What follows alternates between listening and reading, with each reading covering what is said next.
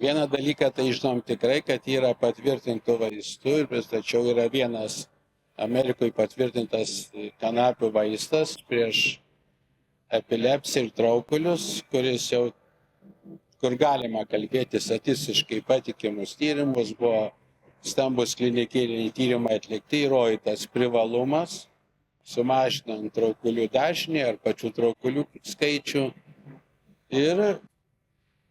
ir vaistas buvo patvirtintas. Kitose srityse daugiau yra naudojama pagal tai, ką žinom, grynai iš klinikinio arba tyrimo, arba prieš klinikinius tyrimus ir daugiau yra naudojama, kaip sakyti, iš bendrų žinių. Bet turbūt nuo paskutinio pokalbio laiko praėjo ir tikrai pažanga yra padaryta. Žmonės daug drąsiau naudoja, tol kol didžiausia problema yra jiem išaiškinti ir atskirti gerą kanapę nuo blogos kanapės ir kad mes čia kalbam visiškai ne apie narkotinę kanapę ar jos dalį, o kalbam apie kitus kanabinoidus. Ir naudojimas yra ir mūsų tyrimai parodė, kad yra poveikis ir daugelytis poveikis tų smulkių dalykų yra kanabinoidais vadinamų kanapiai daug, jie atsakingi už skirtingus dalykus ir skausmo nuėmimas, uždegimo mažinimas, nervinės įtampos mažinimas, miego pagerinimas ir paskatinimas ir kiekvienas iš jų atsakingas.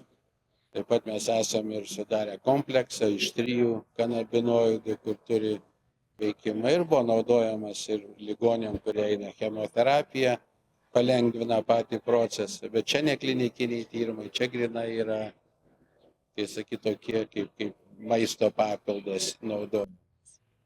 Aš manau, kad ateitis tikrai yra, bent žiūrint ir iš šios dienos konferenciją, yra šviesi tam naudojimui, žiūrint, kaip seksis visi tolimesni procesai, bet panaudojimas bus plačiau priimtas. Mes naudojam produktus, kurie yra teisiškai legalūs pagal visus įstatymus. Mes naudojam biocido produktus, kurie, žinom, natūralūs. Ir vienas iš tų dalykų, kas mums labai vilioja tyrimam, kad mes žinom tą procesą, kad ir dabar čia žiūrint šitoj vietoj, nuo pradžios, nuo augalo iki galutinio produkto mes visą tą sistemą žinom. Ir yra garantija, kad tai nėra kažkur sandėliukį pagamintas sintetinis projektas, o tai yra tikras natūralus produktas, reiškia rezultatą, kokį mes gausim, tokį jau gausim. Tai yra tas, ką mes gaunam iš natūralaus produkto. Ir kadangi mes einam jokius normatyvų pačių, kokio ten, kaip tos tyrimus daryti nėra, tai mes tyrimus darom, kurie pagal visą tyrimų tą jau, sakysim, įstatyminę bazę, kas liečia produktus, mes neperžengiam jokios ribos, kur yra, sakysim, kompanijos ar produktų įstatymais pagrįstos yra koncentracijos ir kiekį.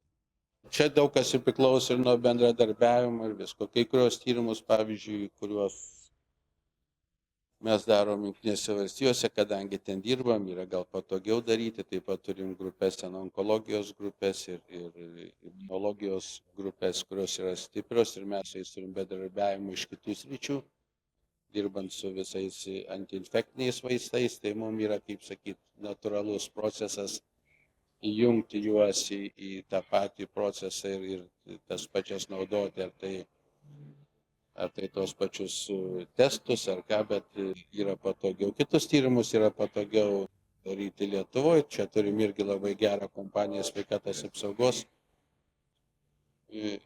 universitete, kaip jau sveikatos apsaugos universitetas Kauno, taip. Sveikatos universitetai Kauno, taip.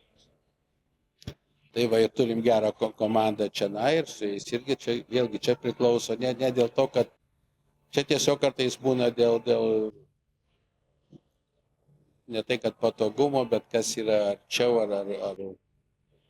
ar lengviau padaryti, bet tai nėra iš tikrųjų tokių specifinių reikalavimų ar ten daryti. Mūsų tikslas aplamai būtų, kad kuo daugiau būtų mokslų daroma Lietuvoje ir kuo daugiau būtų įtraukta Lietuvos mokslininkų.